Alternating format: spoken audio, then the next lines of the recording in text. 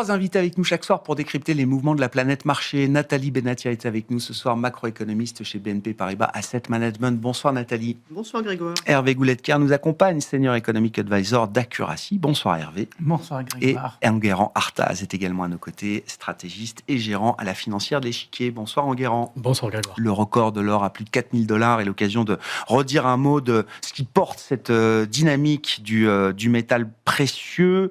J'ai regardé depuis le 22 août, qui était donc le discours de Jérôme Powell à Jackson Hole. L'once d'or a dû prendre quasiment 20%, avec, c'est à noter sur cette période, $1 parfaitement stable. Alors je sais que correlation is not causation, forcément, mais je me dis qu'il y a peut-être un lien entre les politiques monétaires ou l'anticipation qu'on peut avoir des politiques monétaires et cette nouvelle jambe de hausse de l'or sur ces dernières semaines, Enguerrand. Oui, traditionnellement, les politiques monétaires plus accommodantes ont eu tendance à avoir un effet haussier sur l'or. Donc ça explique peut-être cette dernière patte de hausse des dernières semaines. Mais la hausse de l'or, elle est beaucoup plus structurelle. En réalité, ça fait 10 ans que l'or monte. On en parle depuis quelques mois, quelques trimestres, mais ça fait 10 ans que l'or monte. Pour plusieurs raisons. Parce que, d'abord, il y a eu toute une série de chocs géopolitiques qui a entraîné un regain d'intérêt pour l'or, avec une défiance vis-à-vis du dollar. Ça a commencé début des années 2010 avec les décisions de l'administration Obama par rapport aux banques européennes, et puis ça s'est poursuivi petit à petit avec le premier mandat de Trump, et puis surtout maintenant la politique de Trump aujourd'hui. On a eu aussi tout ce qui s'est passé post-guerre en Ukraine avec la confiscation des biens russes. Bien sûr. Ça incite quand même plutôt à mettre ses réserves dans des actifs qui ne dépendent pas d'un pouvoir national. Et puis, on a aussi structurellement des banques centrales qui sont acheteuses d'or. Et je dirais, ça c'est un peu vrai tout le temps, quand on a des banques centrales qui, entre guillemets, sponsorisent un actif, c'est rare que cet actif monte, c'est le fameux don't fight the Fed, mais c'est don't fight les banques centrales d'une manière générale. Donc en fait, sur le court terme, sans doute que ça a un lien avec le fait que Jérôme Powell ait acté à Jackson Hole ce tournant un peu dovish, c'est-à-dire de remettre en avant le mandat de l'emploi versus le mandat d'inflation, mais la tendance de fond est beaucoup plus structurelle que ça. Et ça veut dire que l'or n'est plus juste un actif de couverture, c'est aussi un actif de performance, parce que ce qui est quand même très nouveau, c'est que sur ces 2 dernières années, l'or figure comme actif parmi les actifs les plus performants, toutes classes confondues, j'ai envie de dire, sur les marchés globaux. Ça devient un thème d'investissement, là. Ça devient une classe d'actifs qui est difficile à éviter, en tout cas dans une allocation. Alors évidemment, ça reste une classe d'actifs uniquement presque de performance. L'or n'offre pas de rendement. Mais, et donc, aussi sur le long terme, on n'achète pas forcément de l'or à une semaine. Difficile de dire qu'on l'achète à 10 ans aussi. Donc ça reste un actif peut-être de performance sur cette période-là. Mais évidemment, ça devient incontournable dans une allocation. Et est-ce qu'aujourd'hui, il faut en avoir? Sans doute oui. Est-ce qu'il faut en avoir un peu plus que la moyenne? Sans doute oui encore, pour quelque temps, de mon point de vue. Ouais. Il y a encore, le risque peut être encore à la hausse sur l'or aujourd'hui? À mon sens, un petit peu. Nathalie, quelle lecture vous faites évidemment de cette dynamique de l'or? Alors avec la remise en perspective d'Enguerrand, est-ce que le risque est encore à la hausse? Et quels sont les drivers? Est-ce qu'on peut cataloguer ou hiérarchiser un peu les moteurs de cette performance? Hiérarchiser très certainement l'action des banques centrales qui achètent de l'or et qui continuent d'en acheter et font savoir qu'elles le font. Ça, c'est très important. C'est vraiment le mouvement de fond. Après, il y a le fait, effectivement, que l'or devienne un actif de diversification. Et ça, c'est important. On a vu, par exemple, ces derniers temps, les asset managers indiens faire pression auprès de leurs autorités de régulation. Absolument, pour avoir le droit d'investir dans des ETF or et argent, d'ailleurs. Parce qu'il ne faut pas oublier, dans les métaux précieux, l'argent qui commence également à susciter de l'intérêt. Ça, c'est très important. Effectivement, le fait que les taux baissent fait baisser le coût d'opportunité de détenir cet actif qui ne rapporte rien. Ça, c'est très intéressant. Le climat général, j'allais dire, ne peut pas faire de mal à l'or. Mais si c'était seulement ça, on serait sur des mouvements de court terme et on se dirait à chaque nouveau point haut, ça y est, c'est fini, il faut sortir. Et on s'aperçoit que ce n'est pas le cas. Mais encore une fois, derrière l'or, il y a aussi les minières. Ça, c'est très important. C'est aussi un endroit sur lequel avec un vrai effet de levier par rapport à d'autres périodes où on avait vu l'or monter. de ma mémoire en tout cas, là on a une vraie surperformance des minières aurifères. On a une surperformance, on a finalement des surperformances d'une part, et surtout des niveaux de valorisation qui ne reflètent peut-être pas encore la situation actuelle, donc ça aussi c'est un driver de performance future. Mais encore une fois, on a vraiment cette idée peut-être de portefeuilles qui veulent se diversifier un petit peu plus. Donc j'ai l'impression qu'on n'est plus dans l'histoire, et c'est finalement avec cette histoire que la hausse de l'or a commencé récemment, l'or comme protection contre l'inflation, ça on est sorti de cette histoire, qui est d'ailleurs pas très crédible économiquement en plus, mais vraiment on est sur un actif de diversification qui intéresse de plus en plus d'acteurs institutionnels. Comment vous comprenez effectivement ce statut de l'or aujourd'hui, Hervé? Et est-ce que c'est juste une histoire de l'or ou des métaux précieux en général, ou est-ce que c'est quelque chose de plus large dans le compartiment des matières premières, avec d'autres métaux industriels aussi qui affichent de bonnes performances aujourd'hui? Oui, mais si on prend les métaux, il y a plusieurs histoires.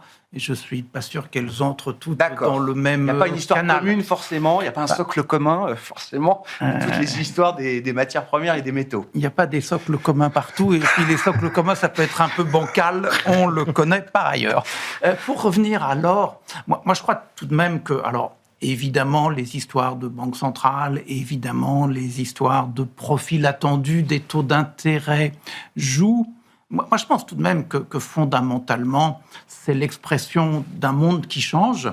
Et dans ce monde qui change, on s'interroge tout de même sur le statut des actifs dollars. Il y a le dollar en tant que devise qui tient un peu, mais tout de même, la tendance est baissière. Et je pense qu'on doit s'interroger sur la poursuite de la tendance baissière, jusqu'où ça ira. On ne sait pas répondre à la question, évidemment, mais tout de même, avoir de l'or pour compenser cela, rééquilibrer, plus d'or, moins de dollars. Et puis, derrière le change, il y a aussi d'autres actifs. Les taux d'intérêt en dollars, alors on peut dire il y a la politique monétaire qui va être accommodante aux États-Unis, de mon point de vue, à voir.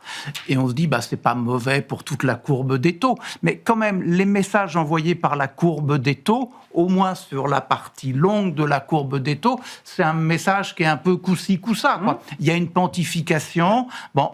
On peut y lire une expression de doute, de crainte par rapport à la politique du Trésor américain.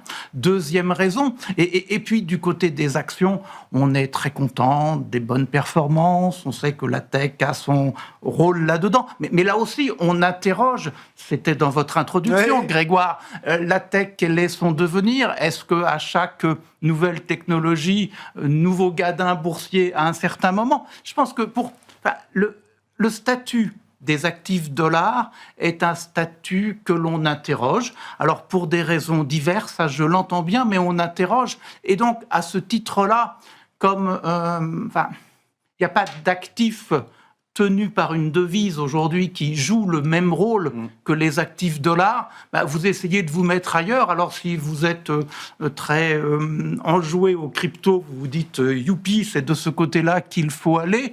Si vous êtes plus traditionnel, vous vous dites l'or, c'est pas mal. Moi, je pense que c'est quand même l'expression d'un doute.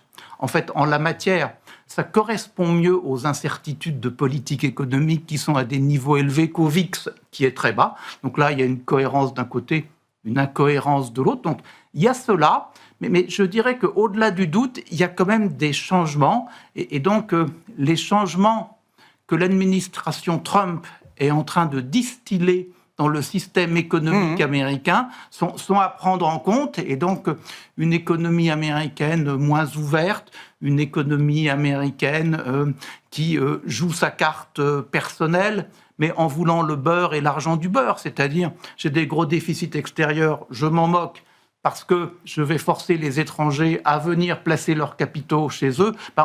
Chez nous, on voit que c'est un peu bancal. Et tout le monde l'a compris, donc on se dit qu'il faut faire attention. Est-ce qu'il y a, alors le mot n'a pas été prononcé, mais est-ce que cette performance de l'or, dans les doutes que vous signalez, est-ce qu'il y a la question de l'endettement et de l'endettement global? Alors, il y a la question de la dette américaine, mais enfin, des niveaux d'endettement colossaux post-Covid, on en trouve un peu partout dans le monde. Est-ce qu'il y a une corrélation aussi entre la performance de l'or et ce niveau d'endettement global?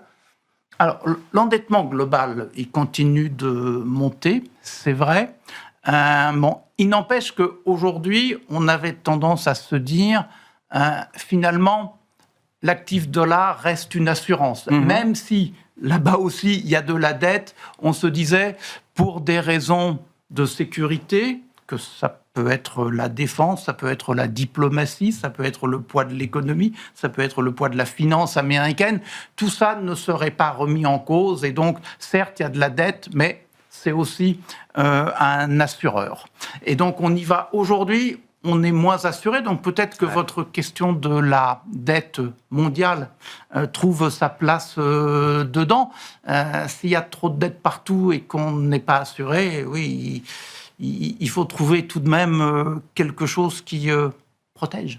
Et ce n'est pas simple. Bon, on voit des pays, alors les États-Unis, mais peut-être le Japon aussi, mener des politiques policy mix, politique économique et monétaire, qui peuvent être jugées très procycliques en guérant. Est-ce que c'est ça la stratégie effectivement d'une administration Trump? Peut-être demain de Madame Senae Takaichi au Japon, c'est-à-dire de l'investissement massif, une poursuite des déficits larges si nécessaire, et des politiques monétaires, j'allais dire, aussi accommodantes que ce qu'on peut obtenir d'une banque centrale. Alors, je dissocierai un peu les sujets, parce qu'on en parlait avant l'émission. Ce qu'on peut considérer comme une politique de relance procyclique ultralibérale au Japon ou aux États-Unis, c'est pas tout à fait la même chose. Donc, en termes de comportement, de volume, etc. Ceci étant dit, ça rejoint quand même un constat, à mon sens, parce qu'on pourrait rajouter aussi le cas de l'Allemagne, de la relance allemande, oui. On pourrait rajouter d'autres éléments. Je pense qu'on assiste à une reprise en main du pouvoir budgétaire sur le pouvoir monétaire.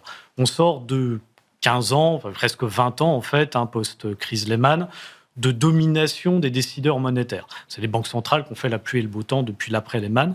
Et on voit aujourd'hui que c'est les décideurs budgétaires, donc en l'occurrence les États, qui reprennent un petit peu la main. Alors en essayant de tordre plus ou moins le bras des banques centrales. Alors plus quand on est du côté de Trump, beaucoup moins quand on est du côté européen.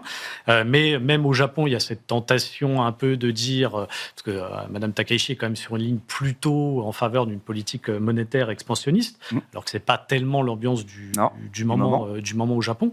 Donc on voit qu'il y a cette reprise de pouvoir du budgétaire sur le monétaire qui a deux conséquences, à mon sens, qui est un regain de volatilité à la fois sur le cycle économique et sur l'inflation. C'est-à-dire qu'on n'aura pas forcément, à mon sens, structurellement plus d'inflation. Par contre, je pense qu'on aura plus de volatilité sur l'inflation. On a vécu dans une décennie, dans 15 ans d'inflation basse, mais surtout très stable.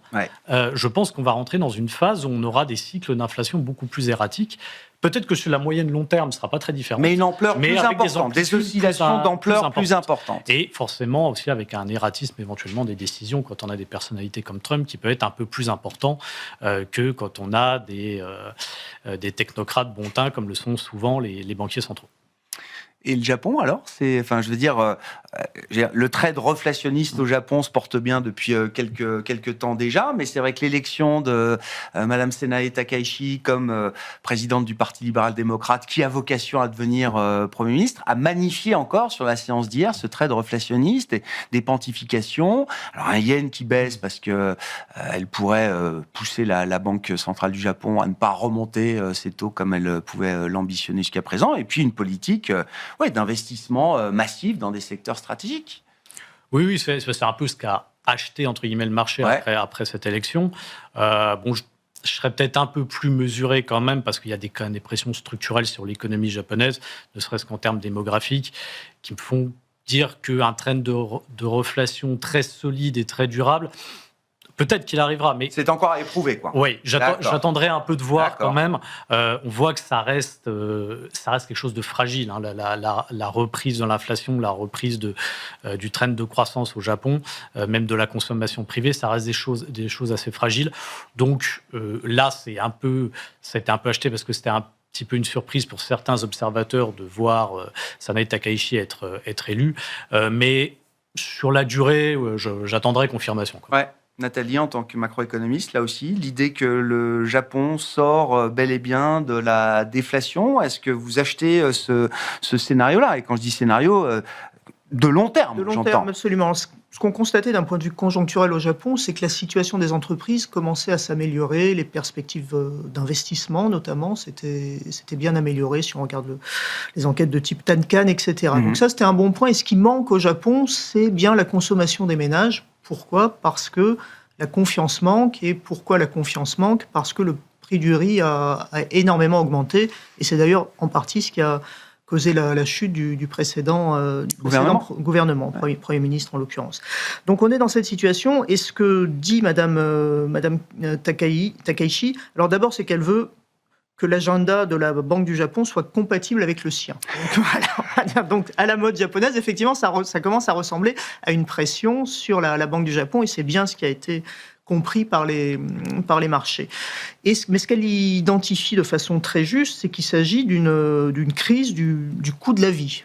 C'est vraiment symbolisé par ce prix du riz. Ouais. Donc, j'imagine qu'avant de grandes annonces sur des investissements structurels, etc., on aura vraisemblablement des mesures à destination des ménages, notamment sur le coût de l'énergie. Après, alors quelque chose auquel on a dû s'habituer au Japon, et depuis longtemps, c'est que souvent l'ampleur des annonces budgétaires, finalement, ne se retrouve pas dans la réalité des mesures mises en œuvre. Donc on va vraisemblablement, là aussi, se trouver dans cette situation. Mais si on reparle des actifs et des actions japonaises, effectivement, nous, on a une surpondération sur les actions japonaises depuis quelques semaines, quelques mois maintenant, sur l'idée de cette amélioration économique. Et j'allais dire, ce qui devrait se passer, là encore, ne peut pas nuire à ce scénario. Ouais. Hervé, le Japon qui sort de la déflation, comme je dis presque en rigolant, je ne pensais pas voir ça de mon vivant. Oui. Bon. D'abord, c'est le destin qu'on nous prédestinait tous. Je répète qu'il n'y a pas eu vraiment de déflation au Japon. Il y a eu une longue période d'inflation zéro, ce qui n'est pas, en termes de mécanismes économiques et de gestion de la politique économique, c'est pas pareil. Aujourd'hui, on a le Japon n'est pas allé aussi loin que ce qu'on imagine ou ce que l'esprit collectif imagine en termes de déflation. Oui, en fait, on a imaginé que la spirale au ralentissement des prix allait faire basculer dans la déflation, et ça n'a pas été le cas. La politique monétaire et la politique économique au sens large ont peut-être leur place là-dedans. Non, il y a 3% d'inflation aujourd'hui parce que les produits alimentaires sont à 8%. Voilà. Et ça, c'est un gros problème. Il faudrait qu'ils importent du riz, mais importer du riz au Japon, c'est compliqué. Le riz étranger, c'est pas bien. Il est beaucoup moins bon que le riz japonais. Donc là, il y a une difficulté. Moi, j'ai quand même l'impression que, d'abord, on a une nouvelle personne à la tête du parti.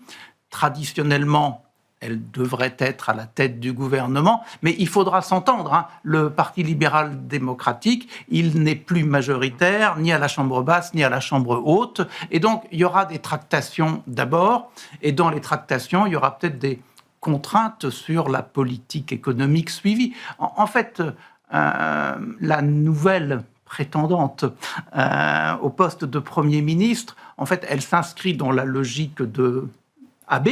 Ouais. Et en fait, donc, on doit revenir aux trois flèches, la flèche monétaire, la flèche budgétaire, la flèche structurelle. La flèche monétaire, elle est quand même un peu remise en cause par ce dont on parle, les prix. Alors après, on peut dire la normalisation de la politique monétaire, elle se fera à tel ou tel rythme. Mais n'empêche qu'on n'est plus comme du temps du retour d'Abe au pouvoir.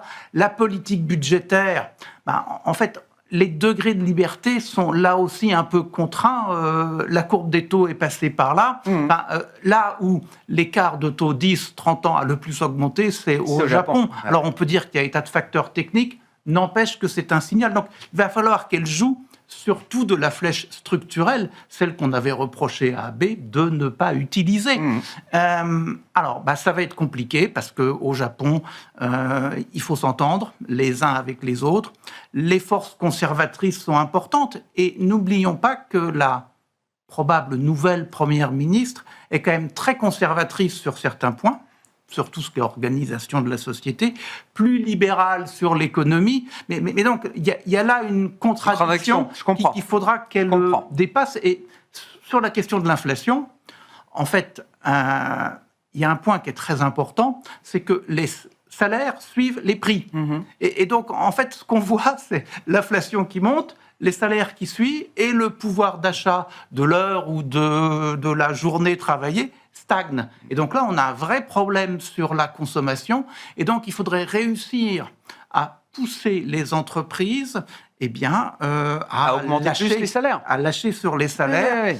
Ça risque d'être compliqué, quoi. Le c'est PLD... pas l'état d'esprit des entreprises et du corps des entreprises japonaises. La tradition, c'est quand même qu'il y a une symbiose, une sympathie réciproque entre le monde du patronat, le monde du PLD, et donc tordre le bras aux entreprises, surtout dans l'environnement très compliqué, quoi. On est au Japon. La Chine n'est pas loin. Qu'est-ce qu'on fait? Le président Trump n'est pas très sympathique par ailleurs. Bon, en fait, c'est pas très facile dans un contexte où il n'y a pas beaucoup de croissance en interne pour des raisons démographiques. C'est pas très facile de dire aux entreprises, les profits, vous lâchez un peu pour qu'on ait des salaires, du pouvoir d'achat et de la croissance de la consommation. Donc, comment elle va se dépatouiller avec tout ça? Ça fait beaucoup de questions. Et donc, la flèche structurelle, qui n'avait pas bien marché avec Abe, va-t-elle mieux marcher maintenant? On n'en sait pas grand-chose. Sur le plan de l'investissement et de la gestion même, Enguerrand, oui, le Japon, alors les indices actions japonais sont au plus haut. Est-ce que là aussi, c'est une bonne zone de diversification pour ceux qui estimeraient avoir un peu trop d'actifs en dollars, par exemple, aujourd'hui? Et est-ce que désormais, il faut se couvrir contre, je sais pas, une rechute du yen sur ce marché japonais?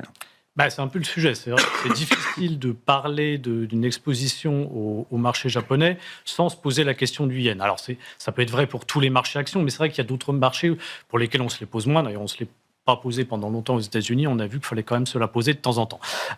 Donc, effectivement, d'ailleurs, la hausse qu'on a depuis le début de la semaine, elle s'accompagne quand même d'une baisse du yen. Alors qu'il ne compense pas totalement, mais malgré tout, c'est une question à se poser. Le yen est au plus bas face à l'euro, donc peut-être que ça peut être intéressant, effectivement, de prendre une exposition de diversification en étant couvert du yen pour éviter cet aléa-là, notamment quand on est investisseur en euros, presque, parce qu'il y a je dirais que si on était investisseur en dollars, il y a des raisons pour la faiblesse du dollar qui peuvent peut-être contrebalancer en partie les raisons pour la faiblesse du yen. C'est à mon sens moins le cas si on est investisseur en euros. Donc, je pense qu'aujourd'hui, se diversifier en dehors des États-Unis est toujours une bonne chose. Donc, pourquoi pas le Japon? Ça ne serait pas forcément ma zone privilégiée, mais ça peut être intéressant parce que ça répond à d'autres logiques économiques. Par contre, je pense qu'effectivement, en tout cas sur les prochains mois, je ne prendrai pas le risque yen. J'étais long yen très longtemps. Là, aujourd'hui, j'ai un peu plus de mal à l'être. Quelle est votre zone privilégiée alors quand on parle de diversification, notamment en dehors de la zone dollar, Enguerrand?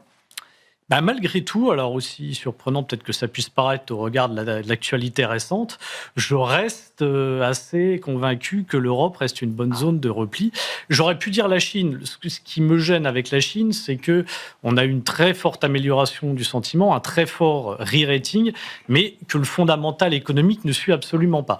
Donc, je pense que ça peut continuer encore quelques temps. C'est plutôt une question de positionnement, vous dites. Je pense, en tout cas, il va falloir à un moment donné que la reprise se confirme. Pour l'instant, ce n'est pas le cas. Donc, peut-être qu'à un moment donné, on arrivera à la fin du mouvement. Et par ailleurs, en plus, une autre composante de la partie du mouvement haussier sur la Chine, c'est lié à la tech, c'est lié à l'intelligence artificielle. Donc, c'est un peu le même risque, entre guillemets, que le risque américain de ce point de vue-là. Ouais. Donc, pas mettre tous ces deux dans le même panier. Pour moi, l'Europe, malgré tout, reste un sujet. Alors, à court terme, on a deux problèmes, au-delà du cas français dont on parlera peut-être après. C'est que la dynamique de croissance est très faible encore aujourd'hui, et qu'on a une BCE, à mon sens, qui est trop restrictive.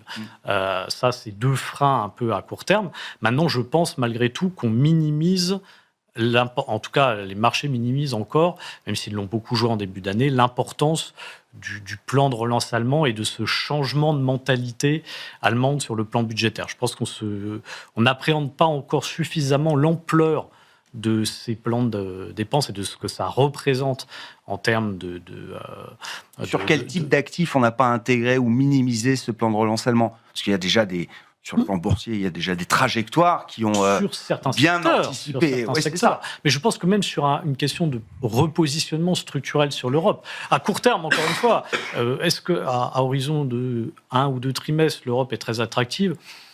Pas forcément. C'est peut-être pas le meilleur endroit, même si on voit que quand on a des bonnes nouvelles sur certains gros secteurs comme la pharma, la semaine dernière, on reprend tout de suite pas mal de surperformances.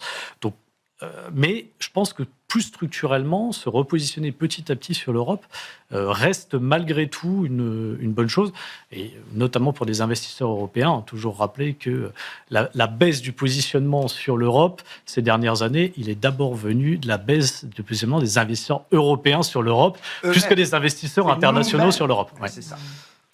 Nathalie, alors, comment vous posez la question est-ce que le risque français, quand on regarde l'Europe, sur le plan économique, sur le plan de l'investissement, est-ce que le risque français, oui, est bien isolé, spécifique, contenu, ou est-ce qu'il y a un risque de contagion, y compris pour des économies autour de nous qui sont jugées des économies en forme aujourd'hui ? C'est comme ça que vous me posez la question ? Oui. Eh bien, merci. Alors, risque de contagion, a priori pas, si on regarde actuellement les niveaux de spread qui étaient évoqués en début d'émission.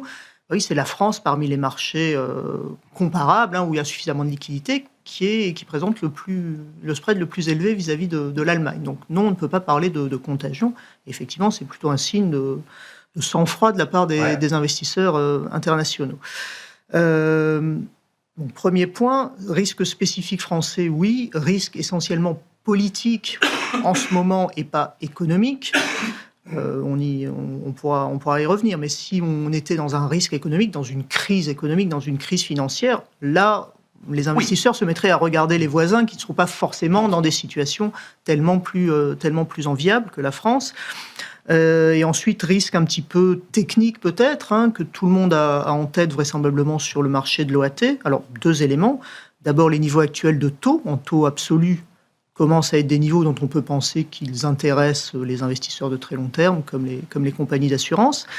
Ensuite, une autre question, toujours sur ce marché de l'OAT et sur les fonds de retraite, notamment étrangers, qui ont souvent des contraintes en termes d'investissement à des niveaux de notation. Donc la question, c'est, on a eu Fitch, on aura Moody's et on aura Standard & Poor's à la fin novembre. La question, c'est que se passe-t-il si la note est dégradée ? Ça peut poser des problèmes de détention à un moment ? Alors, sans doute pas, j'allais J'ai l'impression y que tout le monde venir. est incité à prendre des souverains aujourd'hui. Voilà, et de toute façon, on peut imaginer absolument que ces grands fonds souverains ont déjà fait en interne les démarches pour modifier les prospectus, pour pouvoir avoir plus de notation A, sous AA en tout cas. Donc c'est vraisemblablement, nous, notre analyse, c'est que ces éventuelles dégradations sont déjà dans les niveaux de spread à l'heure actuelle en France. Bon. Comment vous regardez le cas français, Hervé, au milieu d'une Europe qui tient quand même plutôt bien aujourd'hui. Le pack euro, au regard des spreads, est quand même très soudé par rapport aux épisodes d'écartement qu'on a pu connaître. Et à partir de où est le seuil de douleur pour nous ? On est à 85 là sur le spread franco-allemand. Est-ce que c'est à 90, à 100, à 120 Et qu'est-ce qui peut nous amener plus haut en termes de spread, Jean ? Alors, le spread d'abord et puis la situation derrière. Moi, le spread, je pense qu'il faut questionner la référence, c'est-à-dire le 10 ans allemand. Parce qu'on dit, l'orthodoxie budgétaire est un peu passée de mode chez nos amis allemands. Moi, ce qui me frappe beaucoup, c'est que le swap spread, donc le swap par rapport au taux allemand, les swaps étaient au-dessus, maintenant ils sont en dessous. Donc il y a quand même quelque chose, on ne peut pas regarder le spread de taux souverain par rapport à l'Allemagne, même aujourd'hui, copain. comme hier. Okay. Donc, en fait, dans le spread, il n'y a pas qu'une histoire française, italienne, que sais-je, il y a aussi une histoire allemande, et donc il faut se soucier de l'histoire allemande. Ça, c'est mon premier point. Il faut quand même noter qu'aujourd'hui, même si c'est marginal, on a quand même des spreads plus élevés pour la France que pour l'Italie. Voilà, c'est quand même quelque chose qui pique un peu notre orgueil de coq. Sinon, sur la réalité, moi je trouve que la réalité européenne, elle n'est pas très bonne et que les leviers qui permettraient d'améliorer, on ne les voit pas très bien. En fait, le modèle économique français, c'est-à-dire suffisamment de croissance pour financer une protection sociale plutôt généreuse, pour financer un appareil d'État plutôt lourd, ça ne marche plus. On a augmenté les impôts autant qu'on pouvait, on a creusé les déficits autant qu'on pouvait. Eh bien, aujourd'hui, sur ces deux points, on peut s'illusionner comme on veut, mais on est un peu au taquet. On peut dire les impôts, je peux revoir la répartition, plus ceci, moins cela. Les déficits, il faudra bien qu'on les réduise. C'est la question du rythme qui est posée, c'est pas le fait de devoir les réduire. Bref, si on n'a pas plus de croissance économique, d'une façon ou d'une autre, on va aller dans le mur. Il ne faut pas oublier qu'il y a 50 ans, on avait un PIB par tête équivalent à celui de la Suisse ou des États-Unis. 50 ans après, on est à 50%. Moi, j'ai un fils et sa famille qui habite en Suisse. Quand je vais en Suisse, je vois bien la différence. Vous n'habitez pas très loin de la frontière suisse. Bon, ben voilà. Donc, c'est des choses que nous savons bien.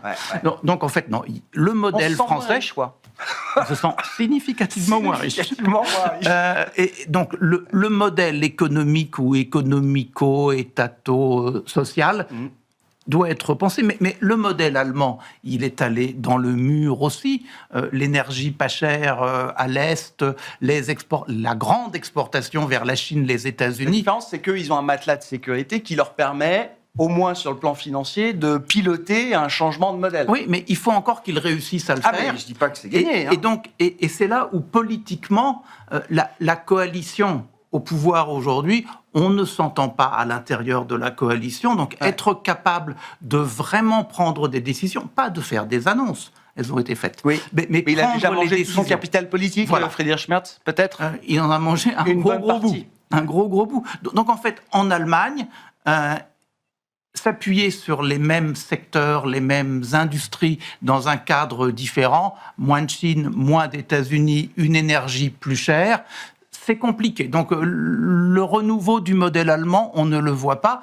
Et puis les bons élèves du moment qui étaient les éclopés d'hier, les Italiens, un peu moins les Espagnols. Dans leur situation actuelle, l'Europe les aide beaucoup. Le fonds EU Next Generation post-Covid, quand même si ça ne va pas très vite, mais n'empêche que ça les aide. Il n'y aurait pas ça, où ils auraient moins de croissance, où ils auraient des comptes publics en plus mauvais état. Voilà. Donc en fait, tous nos champions, ils ne vont pas très bien. Et donc, si on veut améliorer l'économie européenne, eh bien, il faut reprendre Draghi, donc approfondir le marché unique, faire des dépenses communes, alors que ce soit la défense, la tech. Est-ce qu'aujourd'hui, on en prend le chemin? Quand on voit les situations politiques de tous nos pays, en France, dans les intentions de vote, au moins 45% pour les pays aux ailes de la distribution des partis, mais en Allemagne, on doit être à 40%. Donc, comment pousser l'Europe dans le climat politique actuel? C'est compliqué. Donc, moi, j'ai quand même l'impression que l'Europe, alors on peut dire que c'est notre zone. On peut dire qu'on comprend peut-être mieux là-bas qu'aux États-Unis ou en Chine et que c'est compliqué partout et que les sous, il faut bien les mettre à un endroit quelconque. Ça, je comprends bien. Mais moi, j'ai le sentiment que c'est plus un peu par défaut que par conviction, quoi. Donc, bon, avec quand même toujours cette histoire de spread où on a un PAC qui n'a jamais été aussi soudé. Et donc, peut-être que réaliser des investissements ou des emprunts communs dans cette situation-là est plus acceptable que quand on a des grandes divergences comme on a pu l'avoir dans le passé.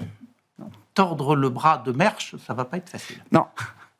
Quel est le rôle de la Banque Centrale Européenne dans ces affaires européennes aujourd'hui, puisque le marché n'attend plus rien ou quasiment plus rien de la BCE, je crois. Le marché n'attend plus rien. Plus rien de la BCE. On regarde le taux à 2 ans, il est à 2. Le marché a raison de plus rien attendre de la Voilà. Banque Centrale Européenne.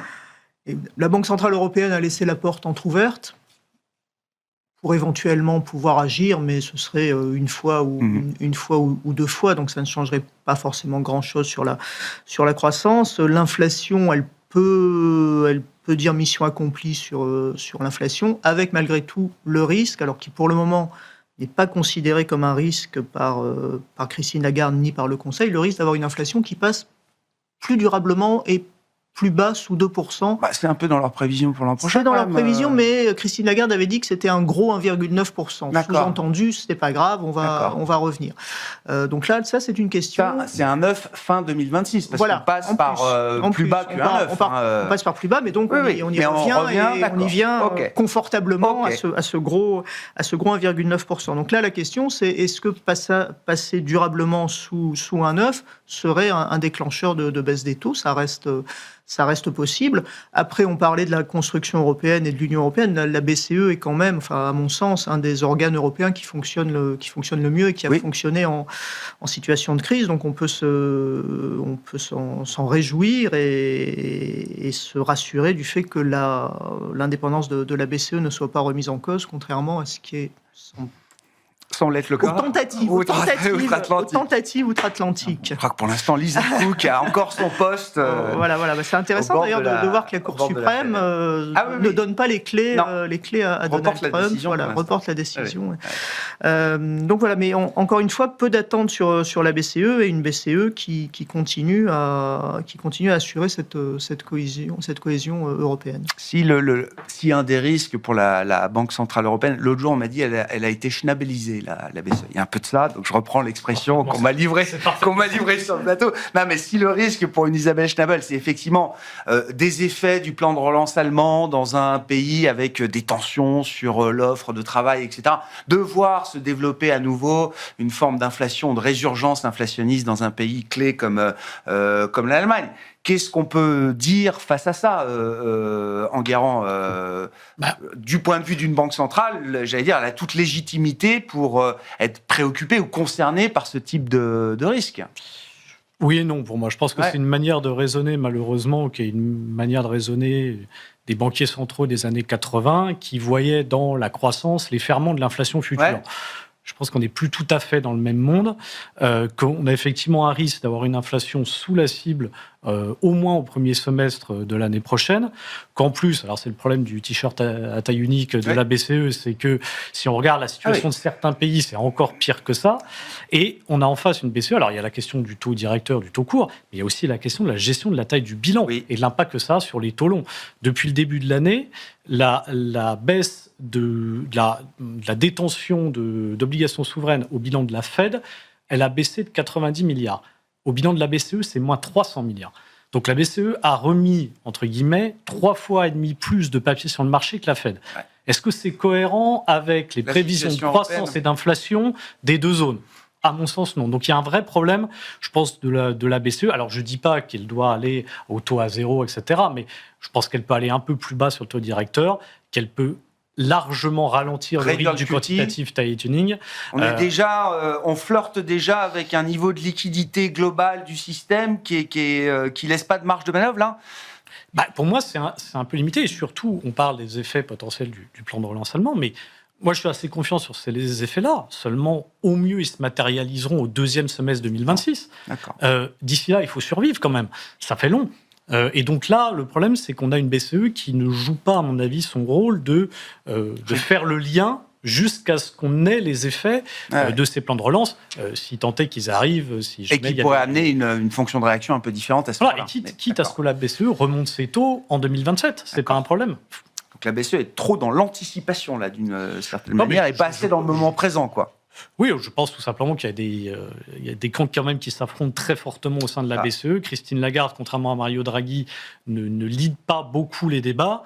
Et donc, on a eu les doves, les colombes qui ont un peu dominé à un moment. Là, c'est le retour des faucons et d'Isabelle Schnabel. Il faut espérer que ça ne dure pas trop longtemps.